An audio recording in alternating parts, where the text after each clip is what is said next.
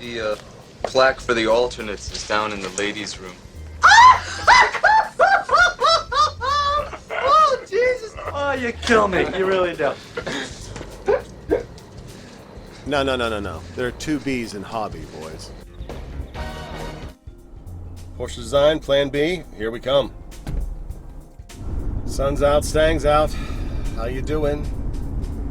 This is a video I've been plotting and planning for some time, as I've talked to a lot of people who have been wanting to get their hands on one of the Porsche Design Orfino watches, the Top Gun watch, the Mario Andretti watch, and they're getting harder and harder to come by at reasonable prices. It doesn't mean they're impossible to, it just means you have to be ready to rock. I myself, I'm still collecting them, just not as aggressively as I once was, because they're higher in price.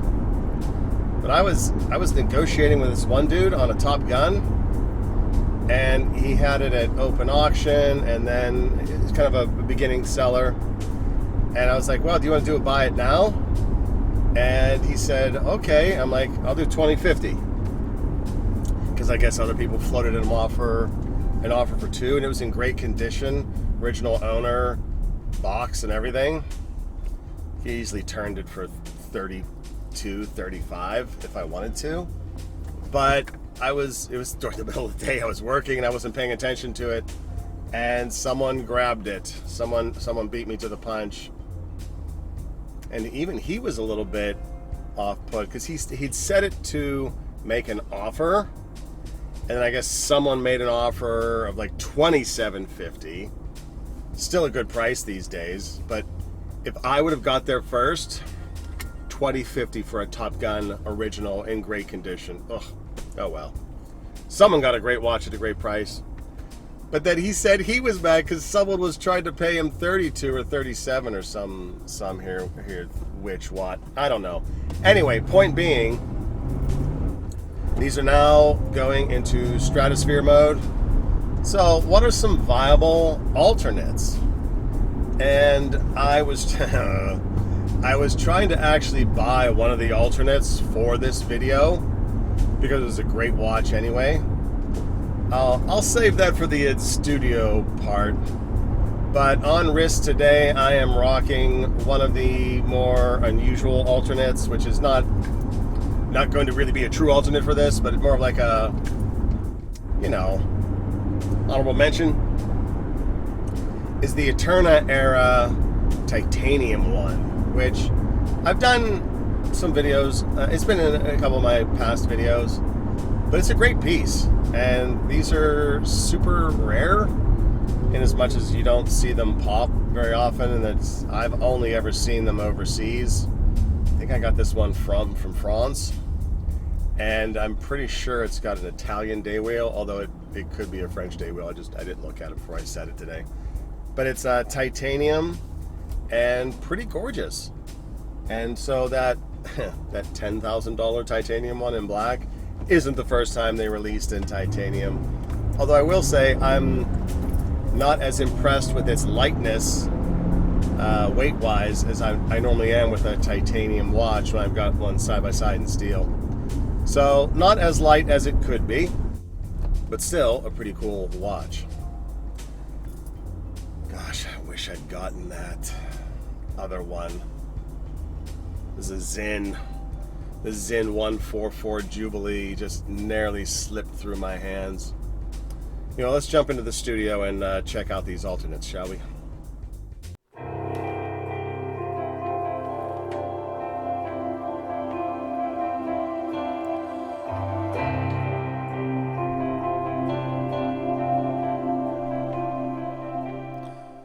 Isn't Franklin's version of the Top Gun theme so much better than my vocalization of it? Although on that previous video, that was a ton of fun to do. I've been wanting to do this video for a little bit of time. Me and my buddy Lone Wolf McQuaid on Instagram, check him out. He's got some super cool photos of his Star Wars setups. We talk about watches all the time, pretty much every day. And we've been, trying to find a Porsche Design watch for him. And of course, subject came up.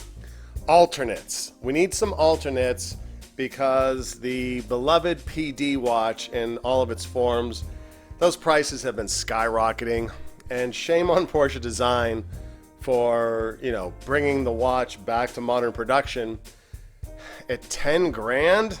No. The funny thing is, I'm just gonna, okay, what are we doing today? We're looking for alternates for one of these. Now, I've got 3.5 on the table today. The half is more or less a, honorable mention. And one of the watches, probably the best suitable alternate, I could not get. Buying watches 101 regrets. When the seller offers to beat you in the middle, do it. You big dummy. Watch regrets. So we'll come to that in a minute. I want to get out of the way the more or less honorable mention, and it's this. This is an Eterna era titanium model, and while I don't mean this specifically, this model is going to fill in for the silver colored Porsche Design watches. The silver ones are often, if not always, more affordable than the powder coated black ones. So you could get one of these and enjoy it, or you could simply, get one of these and Cerakote it. Even TGV and I were talking about that briefly. I do not recommend doing that. I think that if you're patient, if you hold out, you can get one in the original powder coat and you'll love it. Although this is very beautiful in the silver coloration anyways. And the really excellent thing about this powder coated treatment, yes, I'm saying that on purpose because a lot of people think this is PVD or DLC. It is not. Look it up on the internet and you will discover that it is powder coat. The way this wears is so beautiful. It's so beautiful, and it's part of the charm.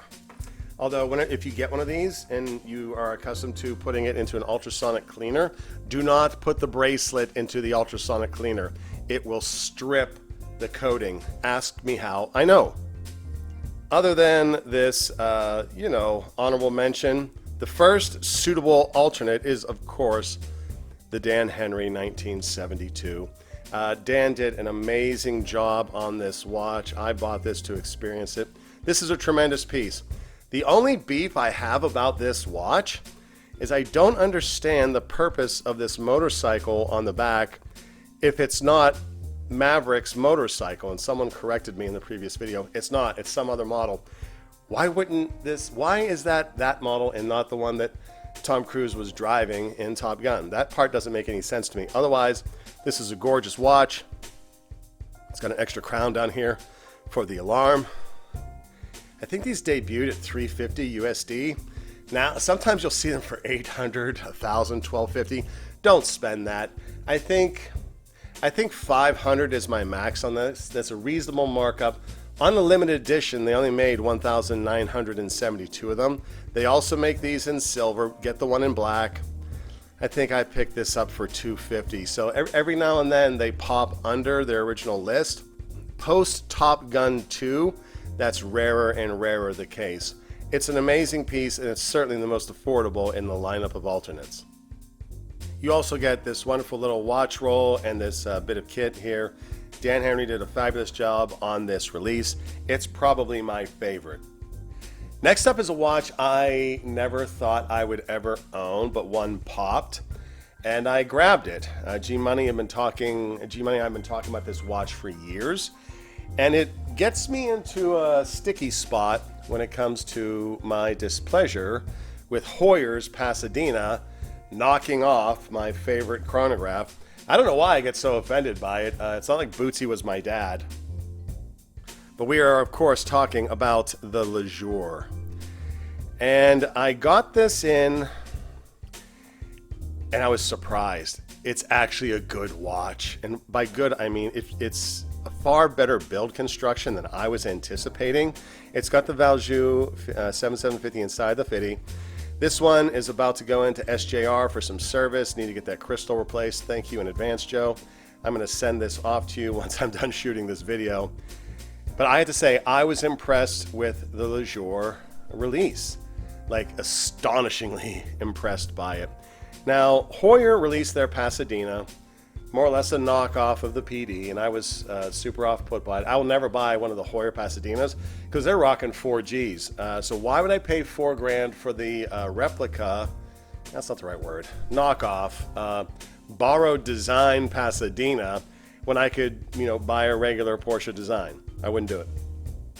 But these you can find anywhere from $800 to $1,500, depending on condition. Obviously, the sweet spot is $1,000 or $1,100, and it's a fabulous piece. The only thing I don't like about this is when people list them as the Top Gun watch, and I see them, I feel compelled to write them and say, just so you know, it's not. But, who am I to slow someone else's roll?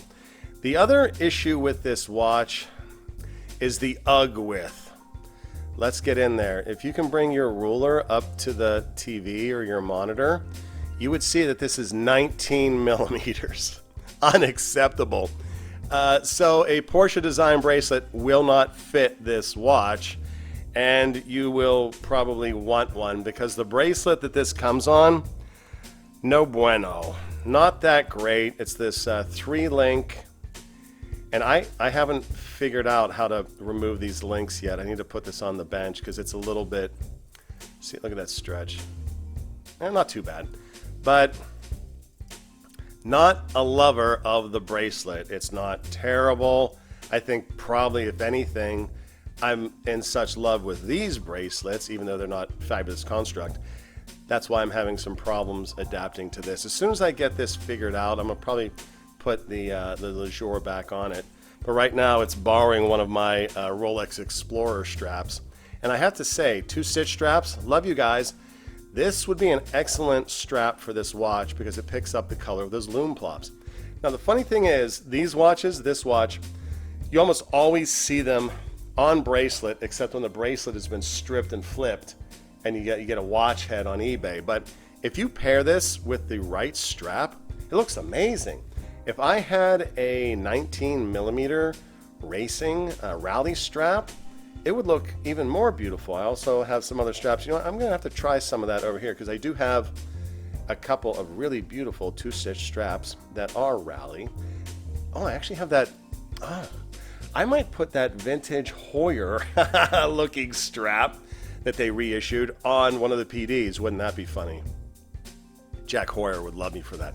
So once upon a time, I would have dismissed the Lejour. Not anymore. It's a great watch. Now, Heuer licensed their designs to probably anywhere from 10 to a dozen other companies. That's why you'll see, you'll see a Titus version. You'll see, I think Dugina has a version. There'll be like a Tourneau has a version. There's probably a dozen other makers out there that will slap their name on a dial and it will look just like this. I would recommend nearly any of those with some caution. Do some research, make sure it's one of the vetted ones because there's some fake, some F watches out there as well. Lejour is probably the best known of the Heuer licensees. All the more so since Lejour has made a comeback. They're back from the death of the quartz crisis, and they're releasing chronographs again, and they look pretty good. But I have to say, Lejour, you made a good watch. This is a solid watch, and in my book, a solid alternate to the PD. All right, D, why do you have a non-chronograph watch on the table for a Porsche Design alternate? The reason is Zinn does make a very nice alternate. It's model number 144. It's the one I couldn't get because I was a dummy, but I wanted to show you this one. This is the 857, and I wanted to zoom up in there because you can see that Zinn technology, that capsule. That capsule will tell you if there's been water ingress into the case. And I wanted you to see it because the 144 I'm about to show you has this. I just don't have the watch in person to show you, and I'm horribly embarrassed. I wanted that watch. I belabored, and someone beat me to it. So that's why this is here. I think we're going to change some perspectives here and open up the Zinn book, and I'll show you what I'm talking about. I'll tell you what, any excuse for me to get a watch book into a video, right? This is the Zinn Mission Timer book out of the JDM. This is an absolutely wonderful book, combination of magazine book And you can get these on eBay, usually for anywhere from 70 to 80, maybe even $100 if you just be patient, they pop. And if you're a Zinn fan, this is a must-have, even though you can't read a lot of it. It's got all of the model numbers and some details you can read. There's a quick little thumb through, and just fabulous. If you love Zinn, you need to have this book. Let's take a look at some of the suitable models in the lookalikes, act-alikes, alternates. We've got the model 157S down here. This has a Lemania in it. I'm not really focusing on this model today, even though it is certainly a suitable one. I'm leaning more towards alternates with the Valjoux 7750 in it for the purposes of this demo. And cutting to the main event here, the 144.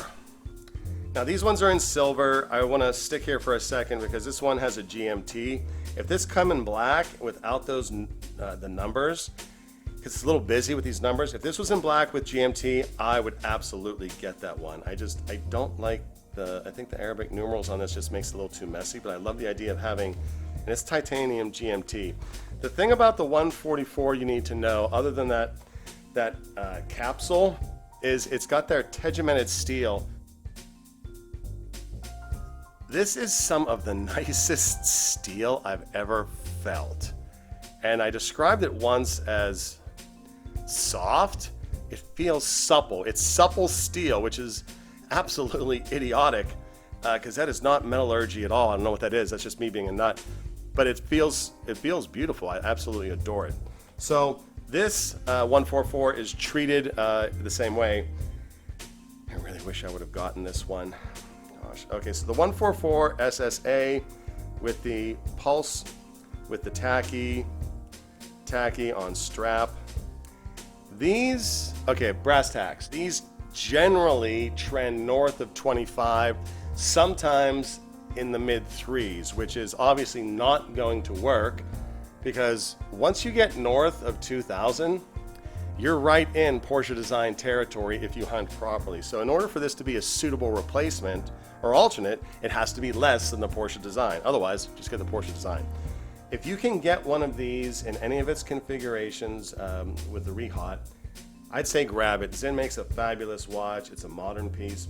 The 144 Jubilee, which is the one I was chasing, they only made 300 of them, which makes it an even bigger heartbreak. But the 144 is indeed absolutely an excellent alternative for the Porsche Design. And there you have the plaque for the alternates. Dan Henry, absolutely brilliant. We've got the Lejour coming in right on its heels. And if you can get a Zinn 144, it's the pick of the litter. It borrows on the interest of the design language, but it's a modern watch and it's really fabulous. Anyway, point being, there are viable options, but let's be for reals. If in a time when good examples of the OG are going for 35 to 45, if I can still get a Top Gun at 2K, I just dropped the ball, then it means you probably can too. You got to put in the work, right? Go on the hunt, put in the work, and if you're ever in a hunt, if you want to look at one together, shoot me a message on here, hit me on Instagram. I love helping people find great watches at great deals. Why not? Got to share the hobby, this wonderful, beautiful hobby of ours. I'm gonna get back doing some crazy driving in the Mustang. I got some other hot rods on the road with me right now. I'm probably gonna test the Stang swang. So I'm gonna get back to it, and I'm wishing you well wherever you are. We will catch you in the next one. Peace.